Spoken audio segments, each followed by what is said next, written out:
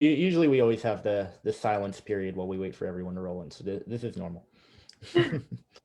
All right, awesome. Thank you guys all for coming. We are now starting our SGA meeting. So the first thing that we're going to have today is a presentation from Mr. Tom McDermott on financial aid, after which we will have a Q&A session for Senator to ask questions and get answers.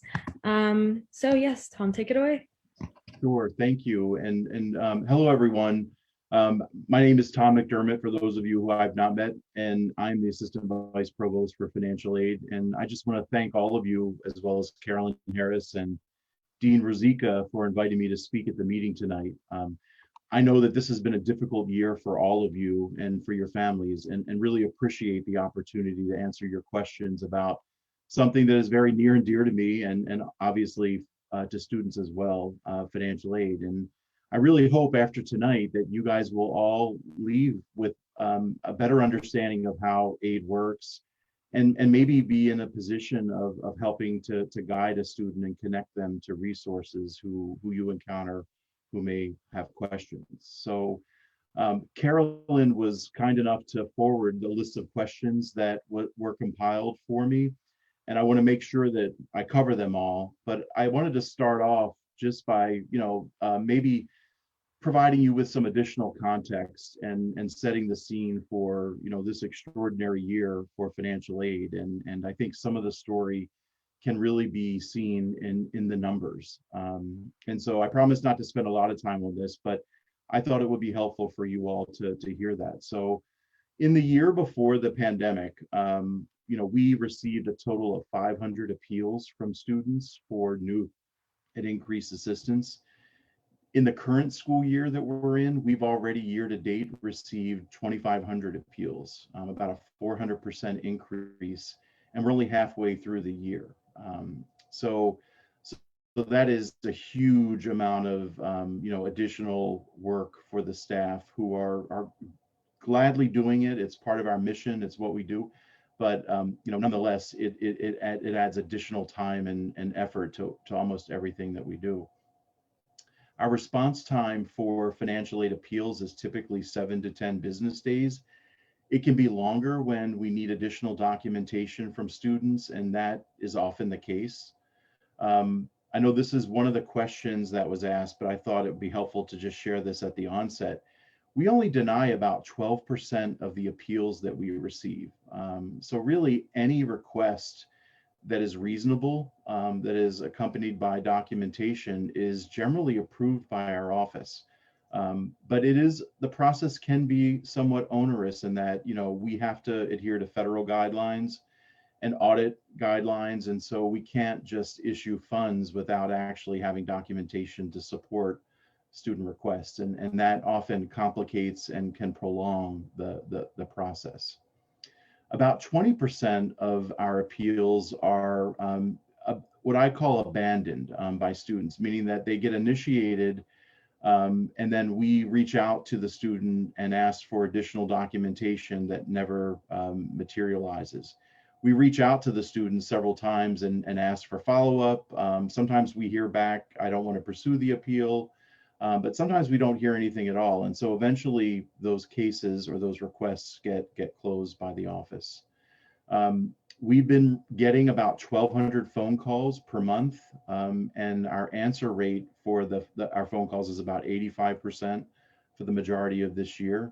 And I'm not sure how widely this is known, but we actually outsourced our phone tree to a third-party company that's in Baltimore. And they've just been doing a pretty incredible job of answering our phones. And they actually answer them from 8 a.m. until 8 p.m. Monday through Friday. So it's a longer, or larger, I should say, window of opportunity for families to reach us. The last couple of points that I'll just make is that, and I think you all know this because it affected many of you, but that was in August when the university announced the plan for the fall undergraduate experience. Financial aid had to revise about 3,000 aid packages in the span of about 10 days. And we had to do it again for about 900 students in December when the spring experience was announced. And again, the revisions were triggered by changes to students' living situation. And so that is a huge amount of unplanned work that is largely manual because it requires a financial aid staff member to review every student's package and make updates. The new student service portal, who some of you I'm sure are familiar with, was launched in November, and financial aid receives inquiries from both current and prospective students, about 100 a day, more during peak periods such as the start of the spring term, when the numbers can be as high as 150 per day. And in the fall semester, we actually ended up having 4 vacancies in on the financial aid team, and we filled one of those vacancies and expect to hire 3 additional staff members in the next 30 to 60 days. So we're pretty excited about that. And we know that, you know, part of the story here is our response time isn't what we hope it isn't what we want it to be. And we know we can do better. And part of doing better, you know, involves filling these vacancies. But we also hired 2 temporary financial aid counselors who've been helping us since November. And we hope to have them remain on staff through the end of this month, and perhaps longer if it takes more time to fill those vacancies. So before I jump into the questions that Carolyn sent and answer them, I just wanted to see if there were any questions from folks about any of the things I just shared with you. I know I rattled off a lot of numbers and statistics, but I wanted to pause and just see if you had questions.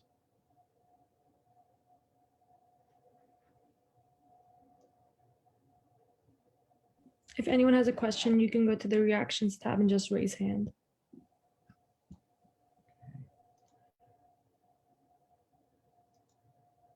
Okay, I just checked the chat and didn't see anything there. So there's plenty of time to still ask questions at the end. I think Harvey and JJ on the participants tab, they're raising their hands. Okay. Harvey, you can go ahead. Thank you. Excellent. First of all, thank you for agreeing to meet with us. It's a pleasure to be able to discuss some of these issues with you, and I'm certainly incredibly appreciative of all of the hard work that the Financial Aid Office has done so far this year. You mentioned earlier that there was a significant amount of revisions due to the change in location for housing primarily for the spring semester, correct? That's great. So along those lines, I was curious because I've received reports from several students that had the same living situation from each semester. So they were all at home for both fall and spring, as opposed to off campus or any other thing like that. And they had an increase in the amount that they were paying this semester. Even when the tuition reduction was taken into account from fall and any other outsized forms, things like computer grants or anything like that, that there was still nonetheless that increase, even though they were at the same place. So I was curious if you had any knowledge as to why that was happening.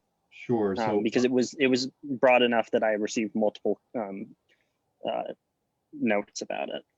Sure. So Harvey, that's a great question, and I think it cuts to the heart of so many questions that we've actually been fielding from students. And the best way to think about this, and I'm going to try to explain this without getting too financial aid, you know, lingo, and kind of muddying the waters, but when we award aid for a student, you know, we build what we hope is a comprehensive cost of attendance for the entire year, which is primarily the fall and spring. Some students do attend school in the summer, but we deal with that when we know about it, you know, in the April timeframe.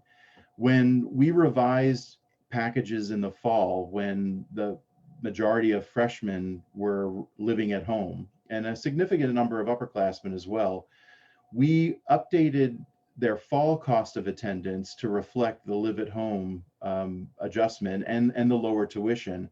But the plan for spring had always been for us to open and to have students return to campus and live in the residence halls or to live off campus in Charles Village, as many juniors and seniors do, majority of juniors and seniors do, and this year sophomores were allowed to do so as well. So when a student like that would have changes when their decision was that they were going to remain at home in the spring. And so we would look at their current financial aid package for the spring. And if it was based on the assumption that they would move on campus, we would adjust their cost of attendance to reflect the lower cost of living at home. And that would translate into a reduction to their spring financial aid.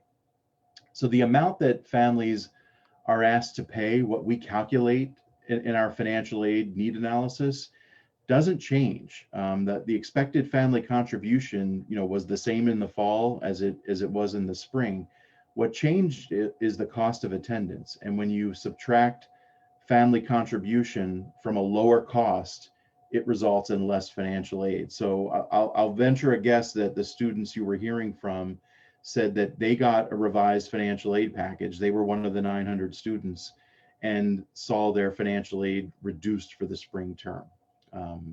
But again, it was based on a reduction in costs, not an expectation that they pay more. Okay, thank you. I think Brianna wanted to go next. Yeah, just a super quick numbers question. How many appeals did you have year to date? And then how many appeals did you have last year? So we have received 24, let me go back to the original number. It was 2,500 appeals for the current school year compared to 500 appeals in the year before the pandemic. Cool, thank you. That was literally it. And then I think JJ.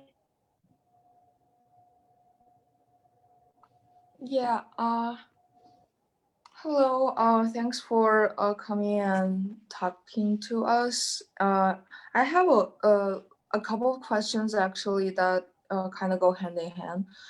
First of all, I'm an international student that went home last September.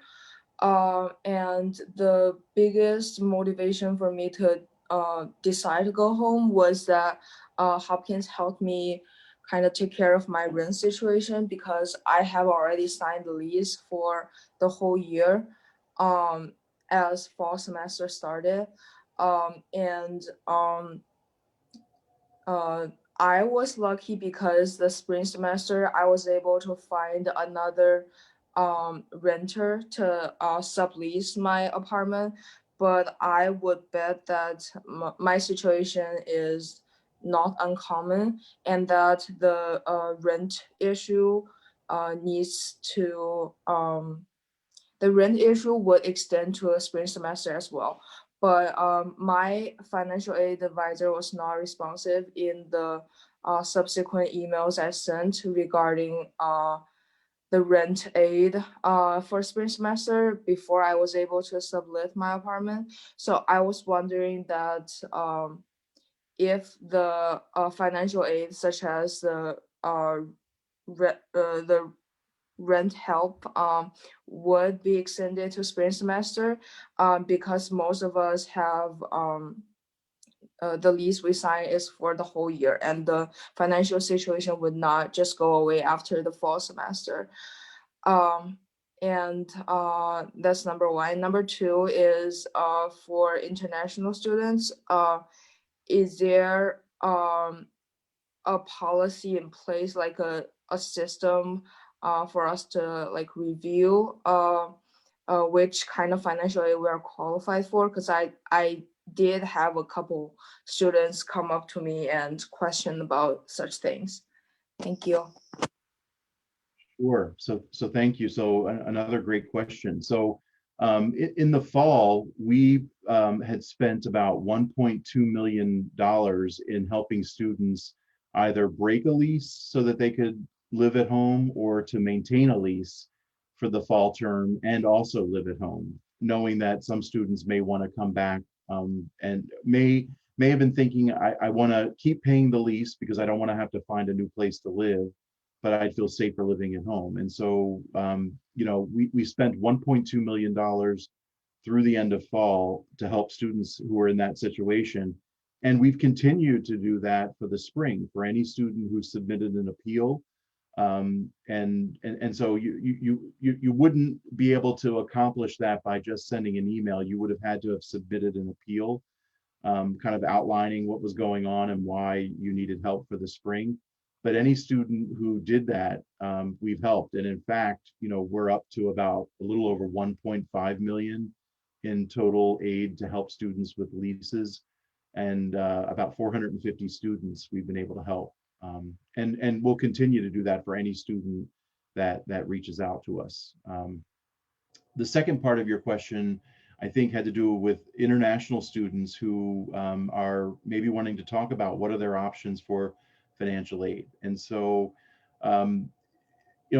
generally speaking, international students, when they are admitted, are awarded need-based financial aid or not. But just like any other family, if your circumstances have changed, and that has to have been true for many international students, the process for reaching out and asking for help is the same. It's submitting a request through the appeals process.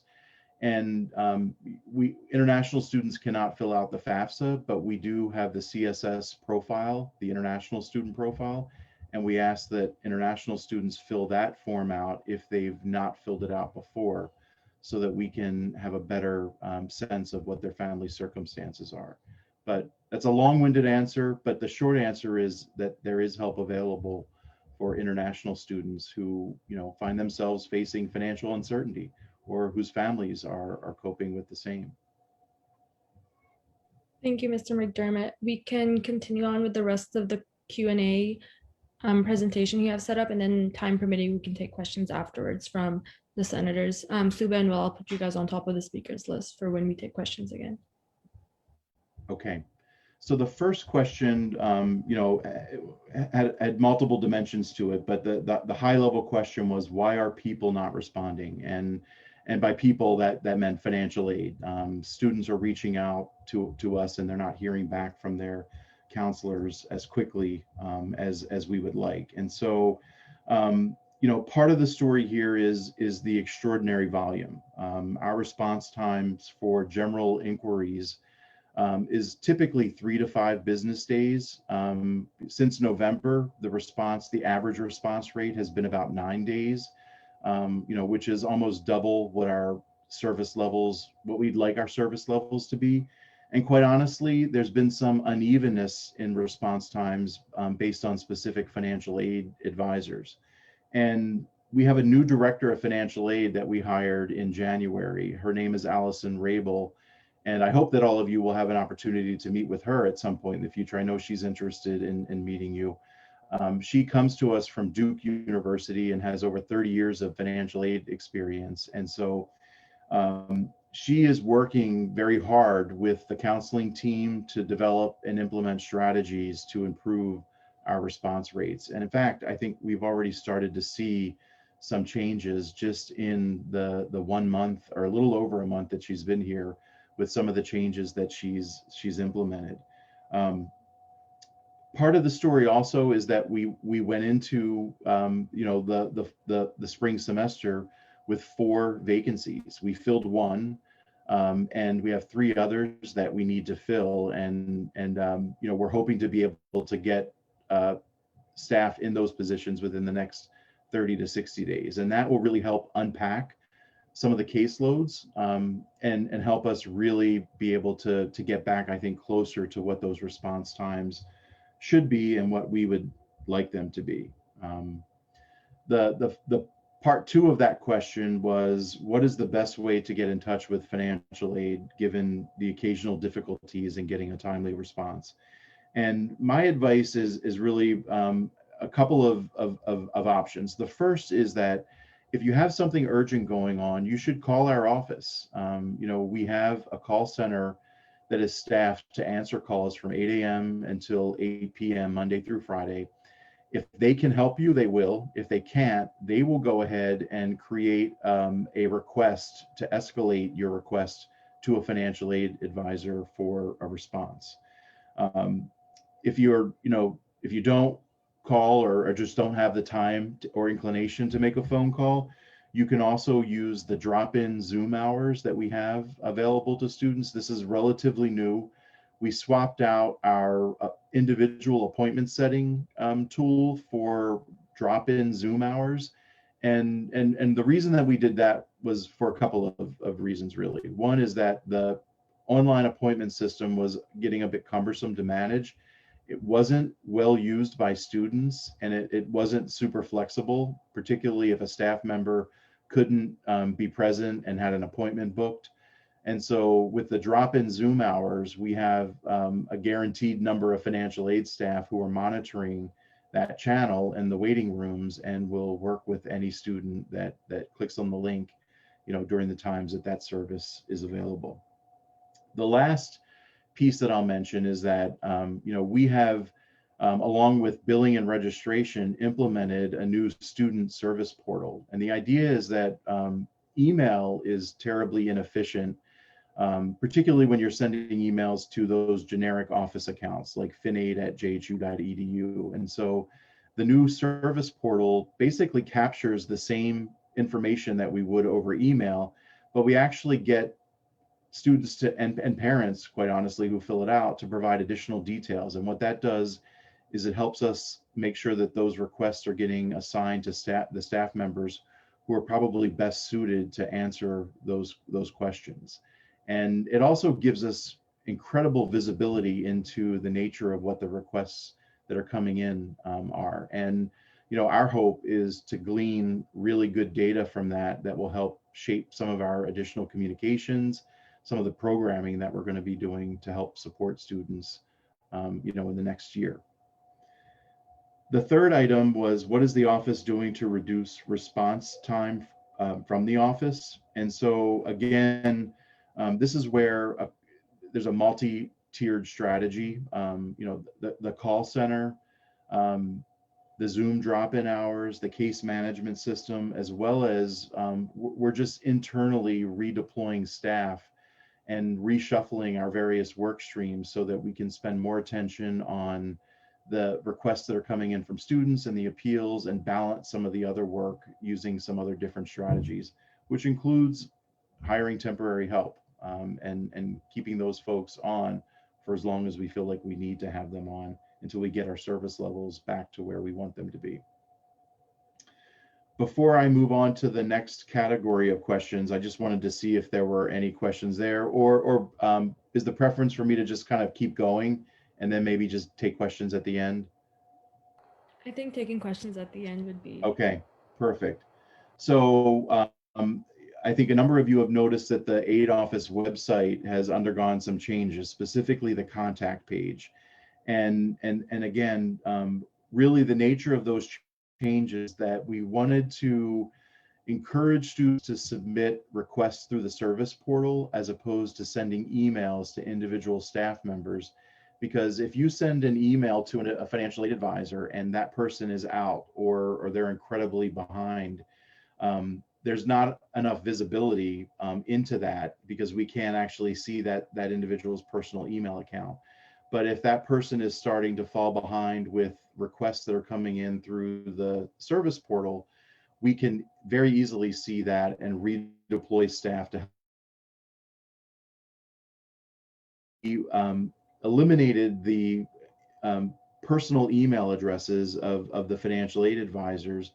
But the idea was not to make it difficult for you to contact staff and get help. It was to really control that experience in a way that we think ultimately is going to improve response times and service levels for students.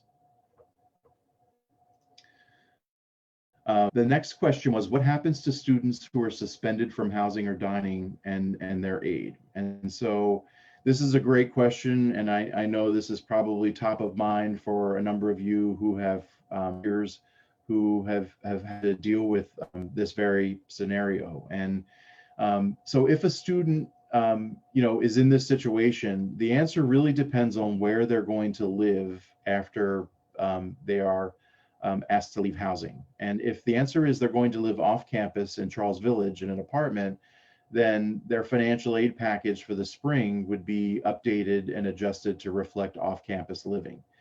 Because off-campus living is less than on-campus living, those students would see a reduction to their financial aid package.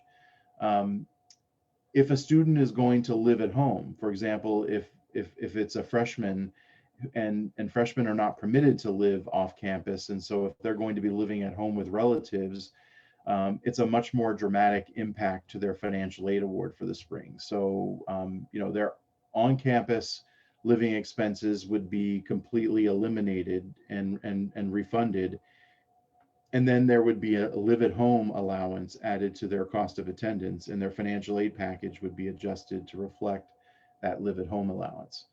The caveat to all of this, though, is that if any single student finds themselves in a situation where their housing expenses are different from our assumptions, meaning higher, they could reach out to us, and we've been very liberal this year in adjusting financial aid to align more closely with what students are actually paying. Normally, we're not allowed to do that. The federal government really dictates, how we establish a cost of attendance for students.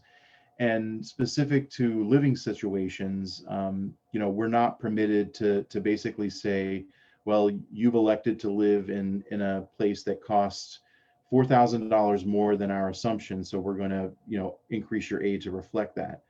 But during the pandemic, we have really basically taken liberties with that interpretation and said that student choice is very limited in the pandemic. You may have to make a decision, very quickly, and your options may be limited, and you may be paying a premium because of those choices. And so we have chosen to support students who are in that situation. So if you or any students you know of are in that situation, please have them contact us. Even if they're living at home and they're saying, the amount financial aid has allowed for living at home is just not really reflective of what my family can do to support me, we will do everything we can to make adjustments for that student's living situation and increase their aid accordingly. And we've done it many times. The next question is, you were getting reports from students that are at home for school and having a higher net cost because of their living situation. Is that possible? And I believe this is the same question that Harvey asked. So I'm not going to spend time answering it again unless folks want me to. But the short answer is that, in a need-based aid environment, the amount that families are expected to pay doesn't change. But if costs are lower, their financial aid package is lower, because cost minus family contribution is equal to the need, and we meet 100% of need. But when that need is lower, the aid package is also lower. The next question is, what percentage of emergency financial aid adjustments end up being granted, and why is the percentage what it is?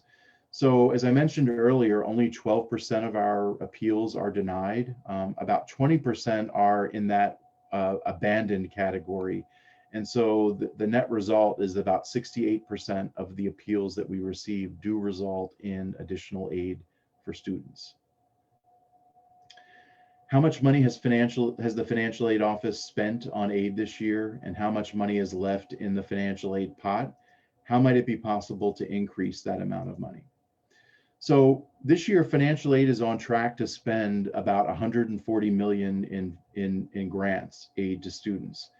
13 million of that has been in the form of direct assistance to students related to COVID emergency expenses or changes in circumstances related to COVID.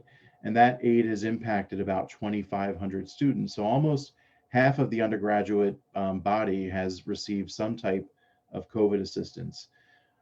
In addition to that, about 1,200 Homewood undergraduates also received CARES Act direct grants from the federal government that financial aid helped process with the Office of Student Accounts.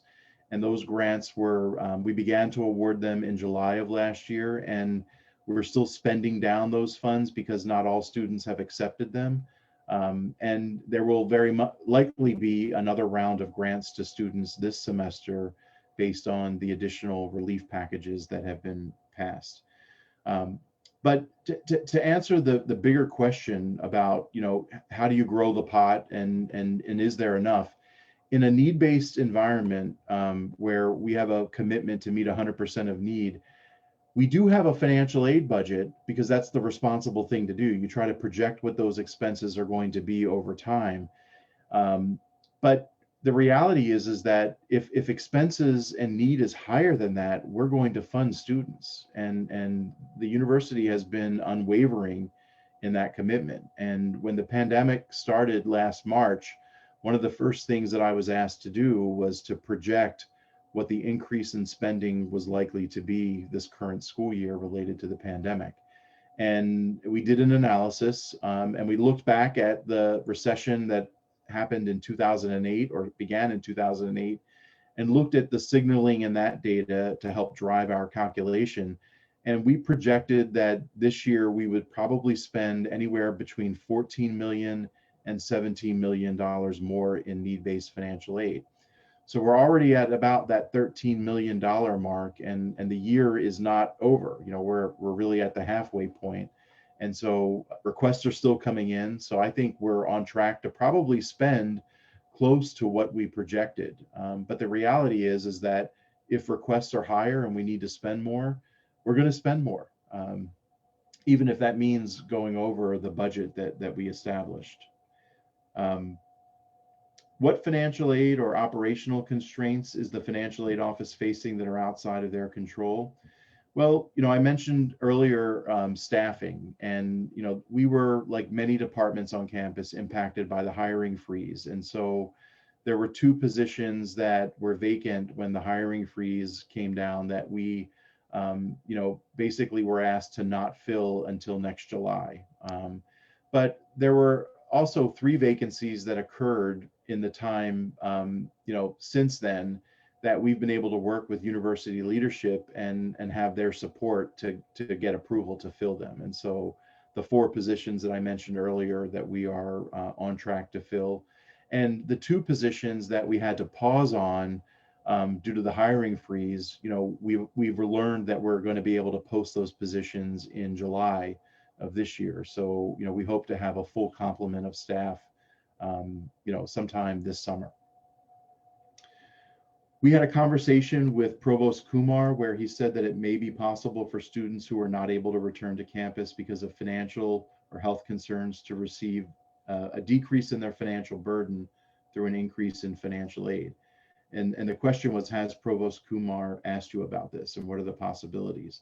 So the short answer is that this is in many ways standard operating procedure. You know, any student who felt like they couldn't come to campus because their family was dealing with a financial concern, or they had healthcare costs that were just far in excess of what are typical due to COVID, we want to hear from that family. We want to have a crack at putting together a financial aid package that more closely aligns with their circumstances. We know that the financial aid forms that students submitted last year and even the forms that were due this January for the next academic year are looking at incomes that are in the past and are probably not really indicative of what's happening with families now. But for any of you who have filled out the College Board CSS profile form, and I can probably hear the virtual groans at that form, that form actually asks families to tell us, what is your current year income? And when we're reviewing our financial aid packages and preparing to issue awards for next year, we're going to make a decision about which income does it make the most sense to use in our analysis. And you know, I will venture a guess that for the vast majority of families who've experienced a change, we're going to be using more recent income because that's actually more reflective of their circumstances.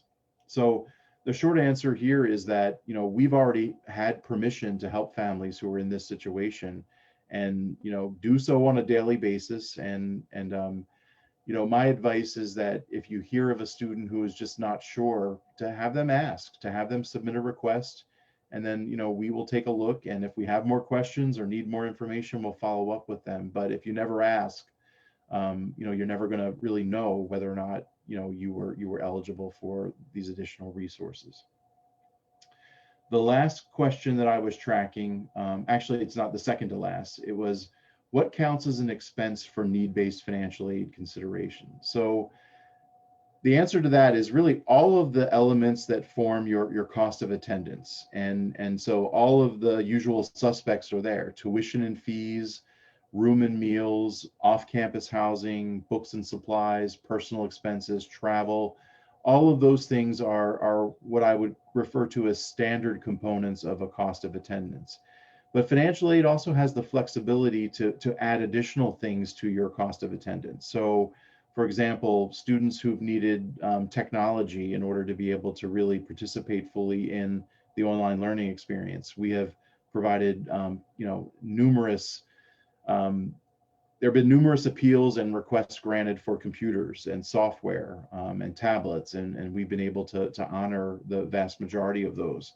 In addition to that, students who have work study as part of their need-based financial aid package, who are, or just a JHU work opportunity, if you're not able to find work, or you have work, but you're just not able to get the number of hours that you were perhaps planning to have or had in the prior year, you could reach out to financial aid and say, I'm not able to earn, and can I have a portion of my job replaced with grants? And we've been helping students throughout this academic year with requests like that. And honestly, expect to hear from more students, particularly given that students, a good number of you are back on campus. But really,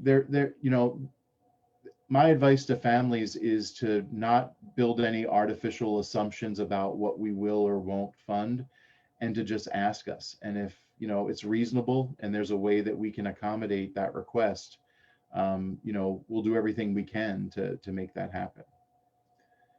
The last question was, can you explain in more detail the rent relief policy instituted for this academic year, and how much money has been allocated through this program? What percentage of requests have been met, and why or why not? And I think this is also a question that I answered earlier on, at least to some degree. But the university, when it announced in August that we were going to pivot to an online undergraduate experience, and that the campus would largely be closed for any in-person activity for undergraduates, so the library would be closed, the rec center, and so forth. We knew that many of you had already made housing plans to live off campus and wanted to heed our advice, which was, don't come to campus, live at home, stay at home where it's safer to be. And so, we leaned into that, and any family or student that reached out to us and said, here's my situation, we helped. I can count on one hand the number, so we've so far approved 450 requests like that.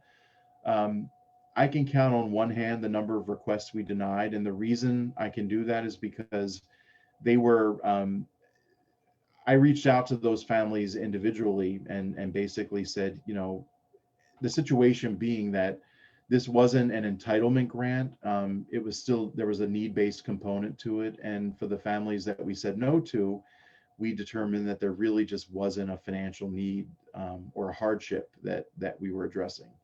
And so it was just a very small number of families and students that we said no to. So, and again, the total amount that we've awarded to date in this rent relief category is about $1.5 million to about 450 students. So that's the end of the questions that Carolyn sent to me. I'm happy to take other questions or that we didn't address, and any other follow-up questions that some of my answers may have triggered for you. Yeah, I mean, I think, or heck, you could take it away. I'm sure we're about to say the exact same. Oh, I was going to say, if anyone has any questions, just go to the reactions and raise your hand, and then I'll add you guys to the speakers list. And since I know Suba had her hand raised earlier, if Suba, you still want to ask a question, you can go ahead. If not, then Will, you can go after her. My question was answered. Thank you. Will, you can go ahead. Yeah, sure. I know you spoke earlier about how there had been 500 adjustments made previously, and then this year they were 2,500. I was just wondering, out of those 2,500 plus, approximately what proportion of those were the technology like requests? Because I was just wondering what portion of that was.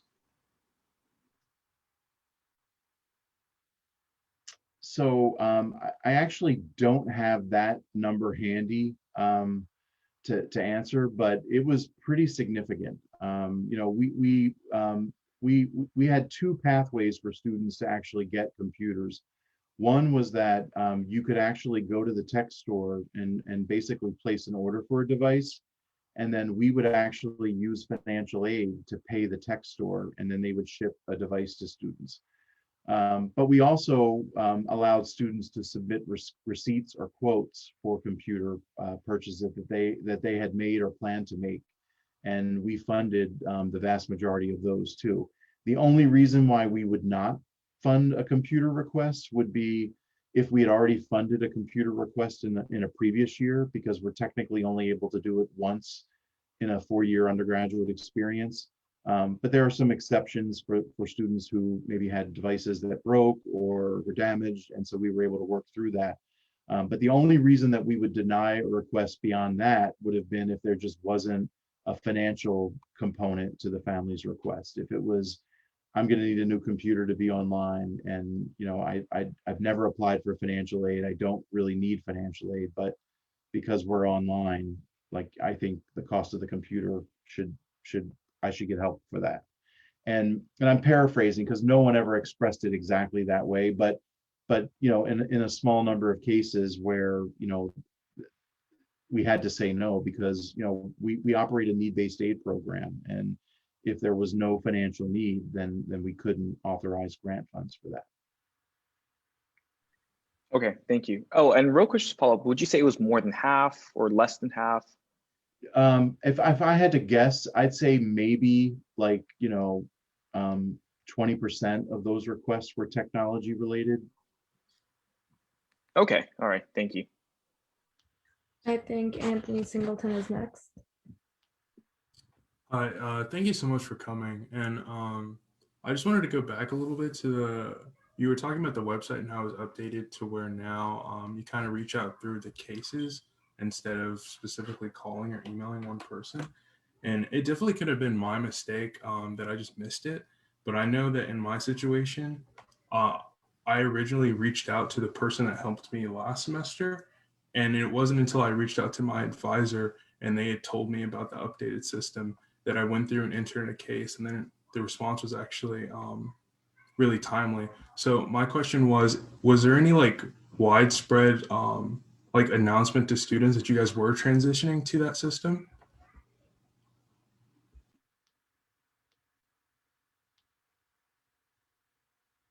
So I'm not sure if it's just me, but I couldn't quite hear the end of that question. Are you guys able to hear me okay still? Yeah. Okay.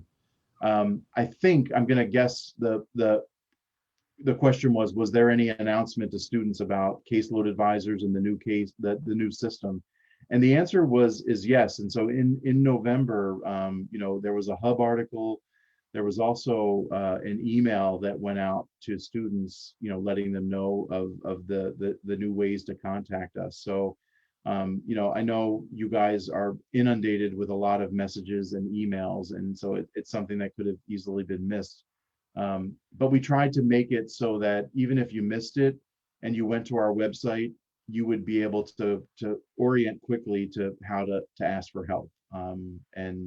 And we had hoped that that worked. And, you know, judging by the number of requests that have come in through that new system, you know, students are finding us. But I apologize, you know, that seemed abrupt, but it was part of a larger strategy at the university to really standardize the manner in which students are able to submit requests. And you know, the Homewood schools, not just financial aid, but billing and registration are all using the service, but eventually the same service will be extended university wide. So you'll see students at public health and nursing and medicine and Peabody, for example, all submitting requests that way. And we're in the process of building out a team of enrollment support specialists who will be on the front lines of helping to answer and respond to those questions. So you're kind of getting a little bit of a preview of the university's strategy around supporting students, particularly around administrative issues that you'll hear more about over the next several months. Thank you. You're Right. welcome. Kobe is next. And then after him, we'll have Brianna and then Ben, and that's going to be the end of our Q&A. Hi, so kind of on the topic of how you talked about how something you guys were proud of was the online form for submitting that reassessment of financial aid. I think the idea is great, but what do you guys do when it doesn't work? Like for me personally, I submitted that appeal. My financial aid advisor didn't respond to me for exactly 1 month, I remember, because it was just the next calendar date. And I can read the email out loud. Oh, okay. First, I received an email saying about talking about a breakage fee. So it was an unrelated financial aid issue that I've never been on campus. There's nothing to break the lease for. And then I responded saying, hey, I don't think this is right because I applied for financial I aid. think, I don't know if you guys can hear me, but what I didn't hear the last part of Kobe's question. Yeah, it was, can you hear me now? Yep. Yeah, it was just that, yeah, so they didn't get they didn't respond for a while. And then when they did respond, they said that, she said that her system could not open the form, into the online form. So during the moments like this where things don't work out, what is there for me to do? So again, there was a little bit of disruption in what you were asking. I didn't quite get the tail end of it, but I take it that you submitted a request, but the result, it didn't result in additional aid, or that it didn't get through the system. What I'd like to do, if it's okay with you, Kobe, is not while we're on this call, but maybe follow up with you offline, and just I'll take a look at your record and see what happened. And does that sound fair? And if other people face issues, is the best thing to do just reach out to you specifically? So I would welcome any time a student is at the point of frustration where they're like, I've done everything I think I should have, but I haven't heard back. Like I want to know about that, and I want to try to work to get it resolved as quick. Allison Rabel, who is the relatively new director of financial aid, I know she's interested at some point in time in maybe meeting with you all as well. I know she would like to hear too. So what I would say is, if you get to that point, you've done everything, but you've not heard back, please email me. I will, dig in and figure out what's going on, and promise to get back to you as quickly as I can. Hopefully that is not the majority of requests that you all are feeling like that, but I know with the semester really just starting and there still being a lot of uncertainty, any student can reach out to me, and I'll make sure that I follow up and follow through to see what's going on. If I could quickly follow up on that, and Ben will get to you, this will be quick. So we sent out an SGA-wide email that was partly discussing tuition, but it did also discuss financial aid. And one of the things we put in that financial aid email was pretty much what you just said. Like if people, aren't hearing back from financial aid, like they should email you. So I guess if you've been getting a lot of emails, that's why. We have heard some people didn't really hear responses from that. I'm sure it's just volume related, but just FYI. But yeah, just to make you aware of that. I can tell you that, I get requests, various types of requests all the time, but I actually don't recall like getting anything, in the last couple of weeks from current students, sort of at that level of frustration. Now, we work closely with campus partners in the case management team and in the student outreach and support team the Center for Student Success, the academic success coaches. So what's the more likely scenario is that they will have a student who presents maybe with a financial concern, and they'll connect the student to either through me to someone, or they'll reach out to me and see if I can make the connection for them. And so I've been doing quite a bit of that over the last couple of weeks, but I can't say that I'm getting a lot of direct emails from students. Okay, thank you. I think Brianna is next, and then we're gonna have Ben. I was wondering if there's anything in place for students, like, for example, my dad has COVID, so I have to go home quite a bit. And like, I'm partially living at home, partially living off campus in Baltimore housing, like in Charles Village. So if there's other students in my situation, how does financial aid work for us? So that's actually a scenario. So I'm sorry your family's going through that, but that's something that I feel like we're well equipped to help with. So your travel expenses are going to be very different from the estimates that we have for students in our financial aid packages. And so, in your particular situation, or any student facing that, the answer would be to submit a budget adjustment request in SIS. There's an electronic form. And relative to travel, we just really ask you to kind of map out how many times you think you're going to have to return home and what those expenses are going to be. So, for example, if you're going to be taking the train, round trip several times, or air flights, we would just ask you to give us a good estimate of what those expenses would be. And if you have any recent receipts to show, what those expenses have been, that would be helpful to submit as well. Thank you, Brianna, and then Ben, you can go ahead. I just wanted to follow up on Harvey's question from the start.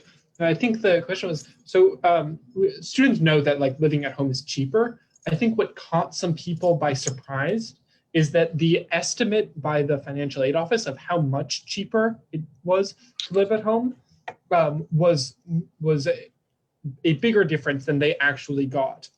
That is, they ended up losing money because the school expected their costs to go down by more than they actually did. What kind of recourse is there for that? And like, is the expected number that you use as a baseline like publicly available? Yes. So if you look on our website and you go to the link that says, what does it cost? You'll see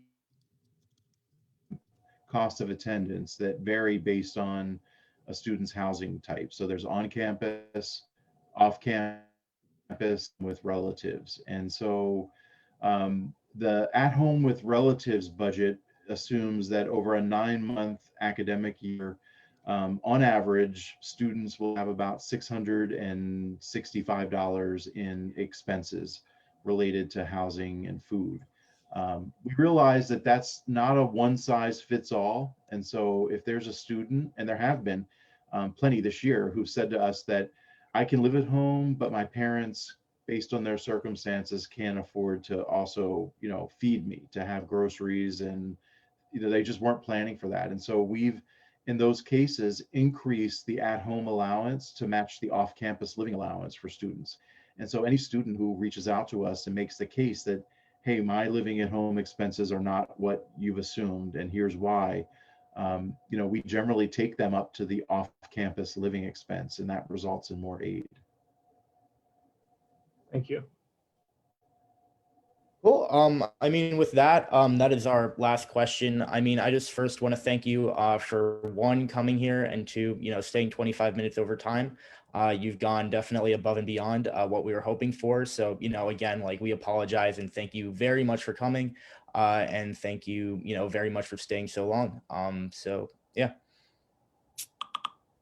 You're welcome, Sam. Thank you for having me. And honestly, like, anytime you feel like you want to connect with financial aid to talk about, any of these issues, as the pandemic wears on, hopefully things are getting better for many families, and there's light at the end of the tunnel with the vaccine. But I know there's still a lot of uncertainty. So, I would just say, let's keep the lines of dialogue open. And I'm happy to do this, whenever we need to, just to make sure that everyone understands what's going on and what's available and what their options are. So thank you. Thank you. Thanks. All right. So up next, we are going to dive into reports, and we're going to start with our executive board and SGA branch reports. So Sam, you can go ahead. Yes. And because it is Can I 9 take p.m. attendance first? Sorry, I just want to make sure I don't forget Can it. you just take attendance through the participants tab Okay. at this point? Thank you. Yeah. So first of all, welcome to our new members tonight. Generally, we start with these reports first, but it was a special session. So these are my updates, then we do everyone else's. So first, I sent an email over the weekend informing people about the consequences of COVID violations. Thank you to everyone who helped me on that, and hopefully it was effective. Second, I've started working. I spent part of the weekend working with Kobe, Carolyn, and Calvin about the special fraternity and sorority life forum that we're going to be amending tonight. I helped run the COVID convention with the student advisory committee, which I felt was productive. Thank you to everyone who came. I'm continuing to work with Smita Ruzika, Dean of Student Life, and Secretary of the Board of Trustees, Maureen Marsh, on the Daniels event that's coming up and the Board of Trustees event. I have nominated vetting board, ethics board, applicant vetting board members that we will be voting to confirm tonight. I have another COVID student advisory committee meeting on Friday. So if you have anything you want me to bring up, please let me know. And I will be sending the resolution that we passed last week about the academic grievances form directly after this meeting. Thanks. Thank you, Sam. I'll go next as VP. So we just had our meeting with Dean Smita yesterday and Calvin and Carolyn. We discussed the Daniels dinner and a bunch of other things. And I am going to be having a meeting with Carolyn and Calvin on Wednesday to discuss and finalize the retreat. The retreat is going to be on Sunday from 11 to 2. It may be a little bit shorter, but we really want you guys to block out that time, and it is mandatory. So you will be getting an unexcused absence if you do not attend without a legitimate reason. And with that, we're going to move on to treasurer. So Addie. Hello. So we finished all the budgets. Yay. So we're going to be sending out like an email to kind of like give an overview of what our process was. But every group has individualized notes on their actual budgets. So for every single line item, there are notes. So please, please, please read them. And then of course, if you have any questions, you can reach out to me. I'll put my email in the chat. And we're still going to be meeting Wednesdays at 8. So if you ever want to come to our meetings or meet with us like separately, please email us, let us know. And once again, you can always message us through the chats, and we'll start reviewing monthly grants. So please submit those if you have ideas or you have like needs that arise throughout the semester. Please submit those and we'll look at them. So thank you. Thank you. Next, we have Brianna, our exec secretary. There was hesitation there before secretary. Hi, everyone. I will be meeting with Carolyn tomorrow to talk about just kind of initiatives for the spring semester, along with a possible Greek life something or another, in addition to the forum, just like kind of a separate entity. I've been working on some stuff with CMC. You heard some updates from them, like on our projects from last semester. If you guys check the Instagram, there's Instagram posts that are going out, and we made the social media advertising things for the senior vacancy. Welcome, seniors. And then I just wanted to say, if anybody needs to talk or has any ideas, questions, problems, feel free to reach out to me. You guys have my email and my phone number. Thank you, Brianna. Next, we're going to move on to the LHAC committee open input period. So for right now, we still do not have any applicants because we are sending out the email this week. And then following that, we're going to have some graphics that we're going to want you guys to post to kind of bolster this. And we will get those out to you within the end of this week. So then we're going to move on to class council reports. We're going to start with the freshmen.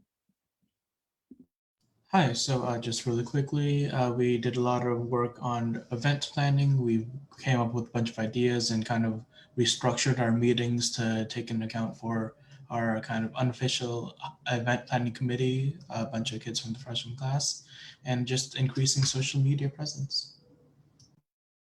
Thank you, Kobe. We're gonna do sophomores next.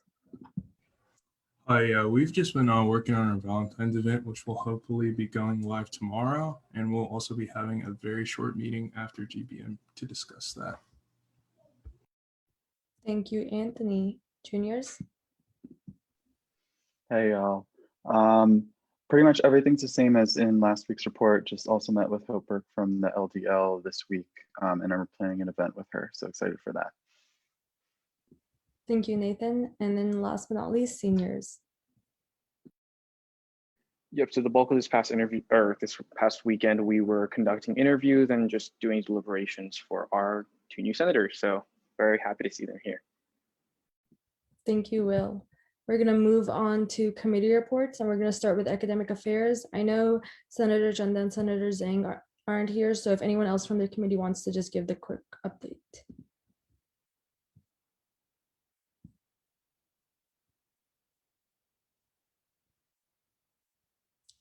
All right, if there's nothing to update, then we'll move on to civic engagement. Senator Wang.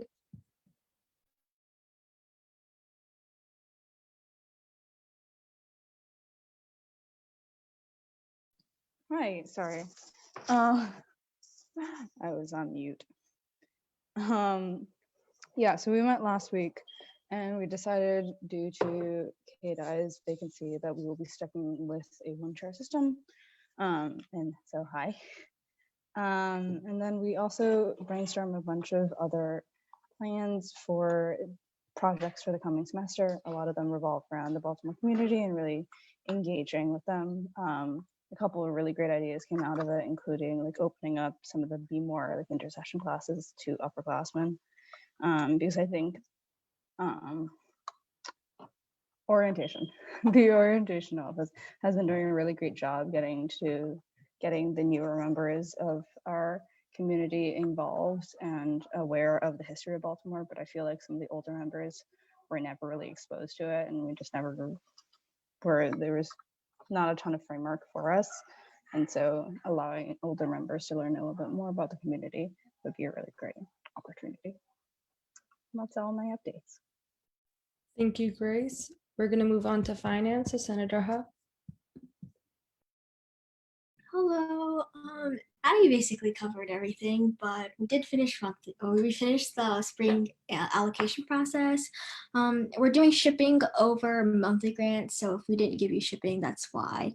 And a lot of events like food performances, if the school allows that, then we'll reevaluate those also in monthly grants. But yeah, we're planning on sending out an email with all those details, so look forward to that. That's it from me. Thanks. Thanks, Karen. We're going to go on to health, safety, and sustainability. President or Senator Chen and Senator Tai.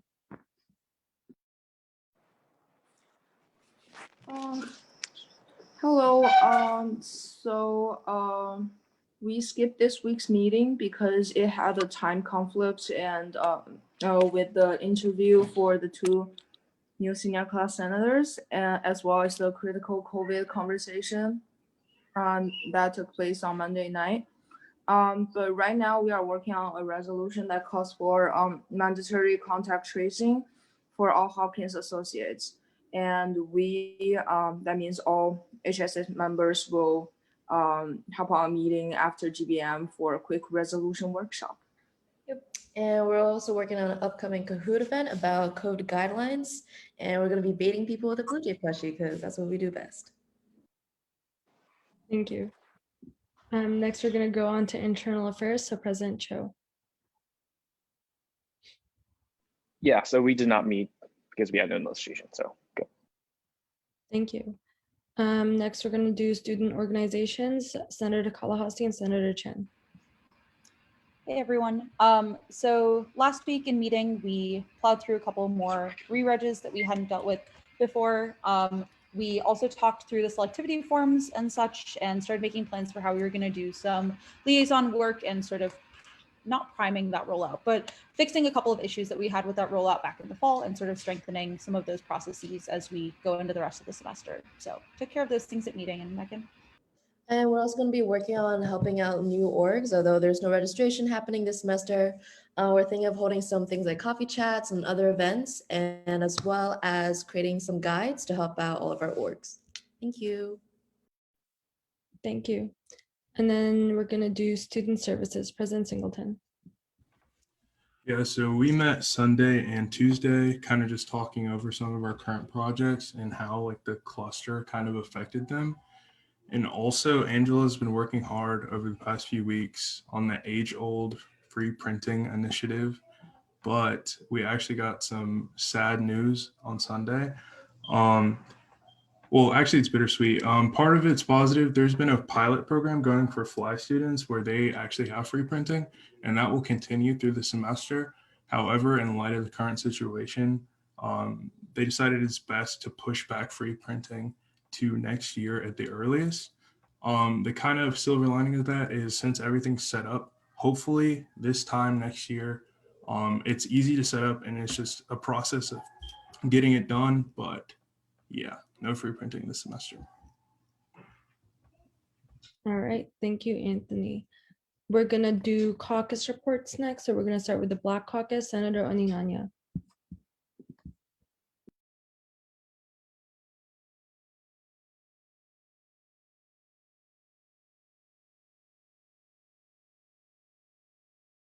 All right, I don't know. Sorry, my connection is off, but nothing much to report. We haven't been able to meet as well, but still just in general working on Black History Month things and keeping an ear out. Thank you. Next is the Hispanic and Latinx Caucus, Executive Secretary Solitelli. So we met earlier this week, Talia, Elena, and I, and we have a list of orgs to reach out to for involvement. We're also we got approval from Sam and a couple other people to send a form to gauge interest. That way we can put those people on a mailing list and keep communications with them. That form will be going out sometime after GBM and before next GBM, so in the next week. Thank you. And then we're gonna do Women and Genders Minority Caucus, Senator Rieger. So we met last Saturday and I was elected as our new SGA liaison, and we also updated our ongoing projects and picked up a new project about adding inclusivity statements to syllabi. And then we also talked about how to get new members. So if you're interested in joining, just let me know. Thank you, Elena. And now we're gonna do our advisor report. So Carolyn. Hey everyone, my only report is a reminder to take the COVID safety monitor training. You can find the links to take the training and to upload your certificate on the homepage of Hopkins Groups. Thank you, Carolyn. With that, we're gonna move on to our second part of new business, and we're gonna start with the senior class senator confirmation. Will, if you would want to just introduce them, and I can pull up the presentation and screen share. Yeah, awesome.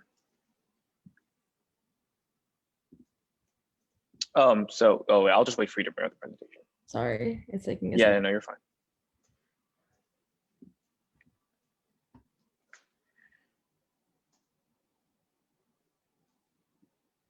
Is it working? I think it's loading. Okay.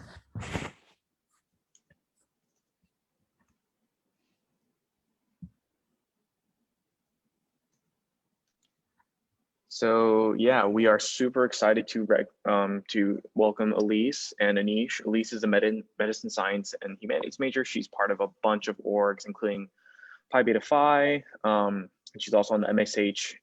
Oh, sorry, my internet doesn't work that well. My bandwidth is really bad, but she's part of the MSH Student Advisory Board as well, which is super cool. She also serves on JUMONK. We also have Anish, who's a computer science and neuroscience major, and he his application really stood out because he was a part of a lot of like resources for academic help and things like that. So we are super, super excited and thankful to have these two people joining our SGA team. So welcome. Thank you guys for applying. I'm going to pull up the script for you guys. So what we're gonna do is I'm gonna call on Anish and then I'm gonna call on Elise, and then you guys just read the script, and then we'll move to confirm you by the Senate. So let me share my screen again. Oh, don't forget the vote, the confirmation vote. We also need, yeah. Oh, yep. Hold on. Okay, sorry. All in favor, could someone motion to move into voting procedure? Motion to move into voting procedure to confirm 2 nominations. Seconded. Seconded. Okay, all in favor of moving into voting procedure to confirm the 2 senior class nominees contingent on their approval by the SLI office. Please go into the tab and vote. Raise your hand for yes or no. Okay, we are now in voting procedure. So all in favor of the 2 nominees being approved by the Senate contingent on their approval by the SLI office. If you are voting yes, then raise your hand. If you're voting no, then don't raise your hand and private message me. Okay, congratulations, guys. You're confirmed by the Senate. And now I will share my screen and then you guys can read the inauguration script. All right. Hold on. Okay, Anish, if you could unmute yourself and say the statement here. Hey everybody. I, Anish Nayak, affirm that I will support and serve the Constitution of the Johns Hopkins University Undergraduate Student Government Association. Congratulations, you are now part of SGA. Thank you. If I could get Elise to unmute and video, all right. I, Elise, affirm that I will support and serve the Constitution of the Johns Hopkins University Undergraduate Student Government Association. Sorry. All right, congratulations. You guys are now both a part of SGA. Thank you guys so much for applying. We're so excited to work with you guys this following semester. All right, woo! All right, okay, we're gonna move on to our next business agenda item, which is the special forum amendment. Senator Kong is the one introducing this. So Kobe, if I will pull that up on my screen and you can go ahead and say your little spiel.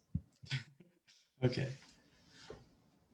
Hi, so yeah, over the course of, talking with administrators and kind of doing more research, we realized that it would be most beneficial for our special forum to focus on a different aspect rather than just that one sole event. So this kind of amendment is to allow us to shift the focus of the special forum to a more general discussion about how we have improved and how we can improve regarding student safety.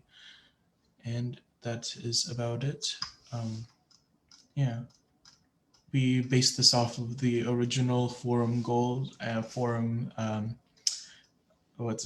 and added additional goals, just to have a concrete definition of what we do want to see out of this so that we can, best represent our community.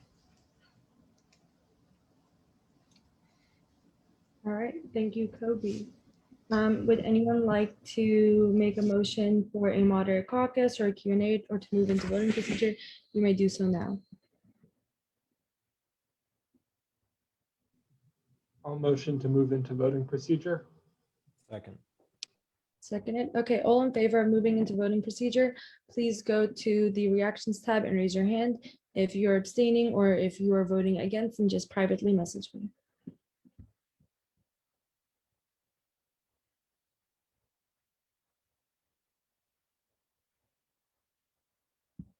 All right, we are now in voting procedure. All in favor of passing the amendment to the special forum, please go to the reactions tab and raise your hand. If you are abstaining or if you're voting no, then you can privately message me. All right, congratulations, Kobe. Your amendment to the special forum has passed. We're going to move on to the isolation housing food discussion, which is going to be introduced by President Singleton. Oh yeah, I just thought this would be a good subject for us to talk about, especially considering everything going on and the possibility of a number of students still being moved into isolation housing.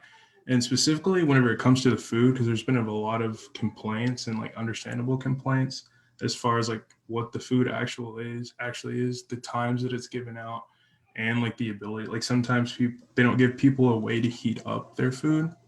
So I was thinking that we could like brainstorm some kind of ways that we could help address this, and then through the student services committee, we could either have like a resolution or see if we can work something out.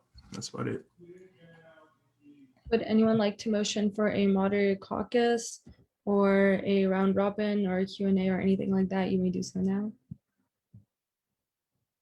Will, you can go ahead. Motion for a 6-minute moderated caucus of 45-second speaking times. Do I have a second? Second. Second. Okay, all in favor of a 6-minute moderated caucus with 45-second speaking times, please go to the reactions tab and raise your hand. If you are abstaining or voting no, then please privately message me.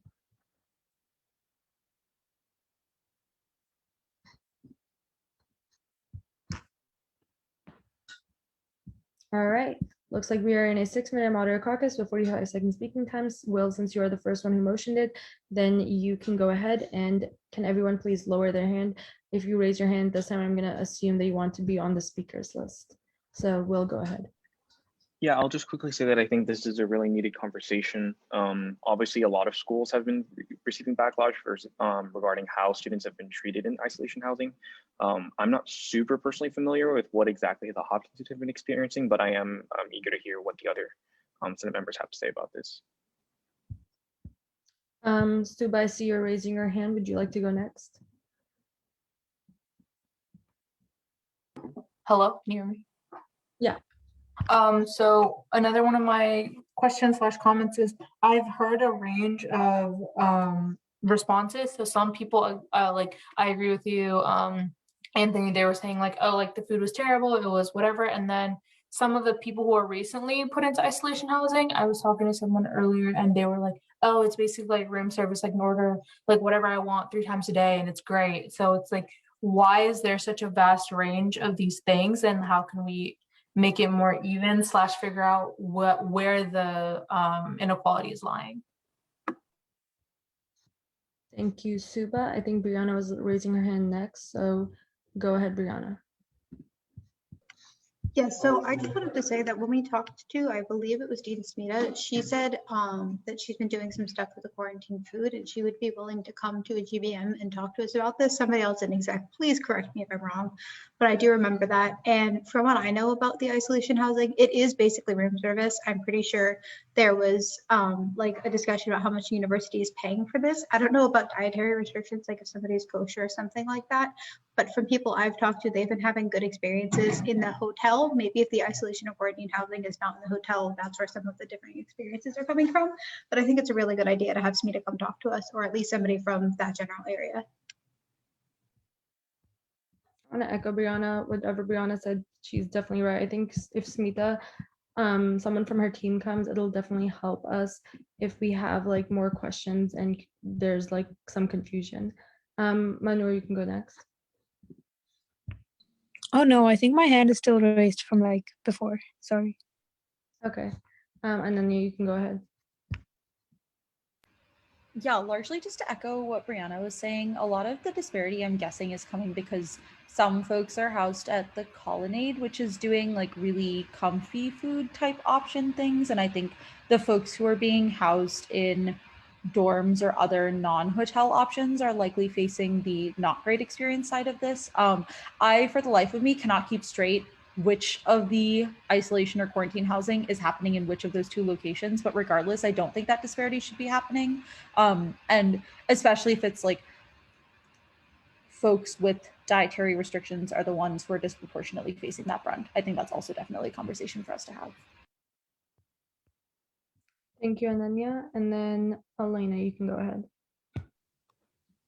So I've got a bit of experience because my suite mates and I actually all had to stay in the Colonnade, and I can say that I think it's better than it would have been in university housing, but the food was still not great, and there were problems like none of us had microwaves, even though we were told we would. One of my suite mates didn't even have a fridge until they asked, and there were limited food options, especially vegan options, because one of my suite mates is, and there's definitely a disparity. I ended up just ordering out for food most of the time because I couldn't find much to eat there that I found tolerable. That's not good. All right, thank you, Elena. If anyone else has anything they want to say or any ideas, you can raise your hand now. The moderator caucus expires in like 2 minutes. I have something.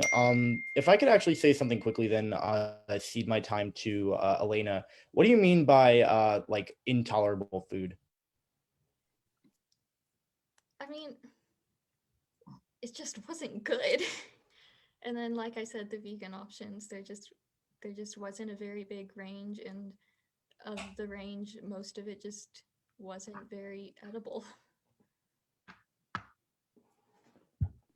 Cool, thanks. Yeah, I just wanted to get a better idea. Talal, you can go ahead. Yeah, I didn't know anything about the food not being good, but I mean, I don't know how reliable this is because this isn't my friend, but this is a friend of a friend. But apparently, the first day they got there, they weren't able to eat for about a day or like 24 hours plus, just because I think this was the day when like a lot of people started to move into the, I don't know the name, the colonnade, whatever. So yeah, the room service was like really backed up. I guess they weren't prepared for that amount of people. Hopefully they fix that issue now, but there definitely was an issue at a point in time where because it was so backed up, people just couldn't get food. Thank you, Talal. Anyone else?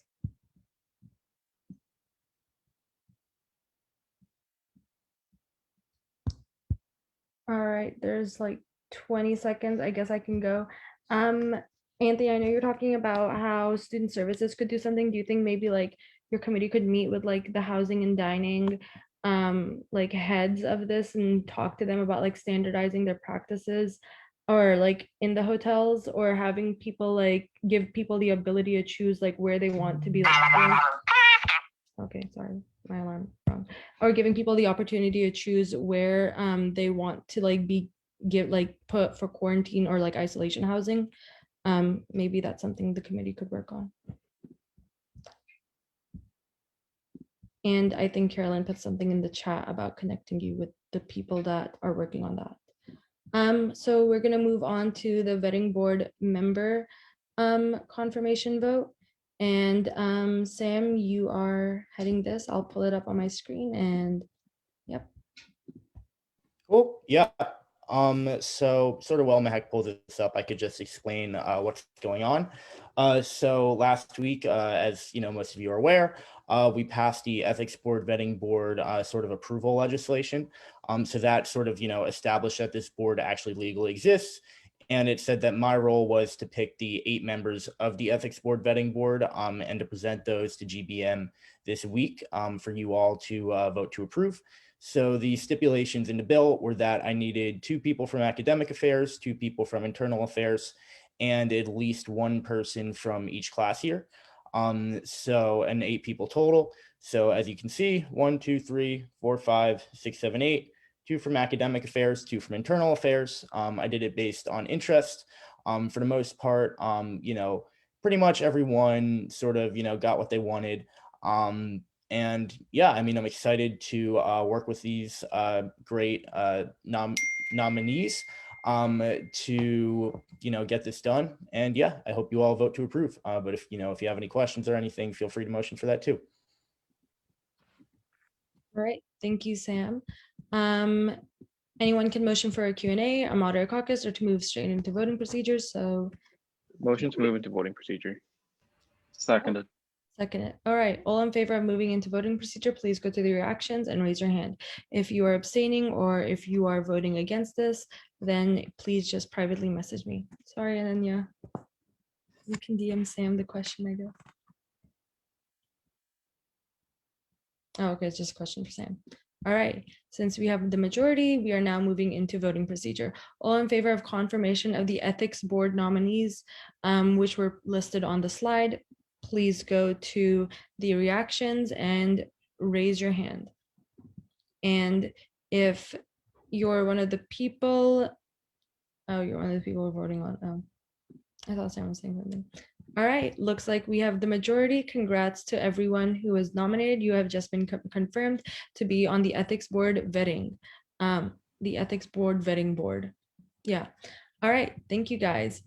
Next, we're going to have a closed session headed by me and Executive Treasurer Perlman. So I will stop the live streaming and you guys can turn on your videos.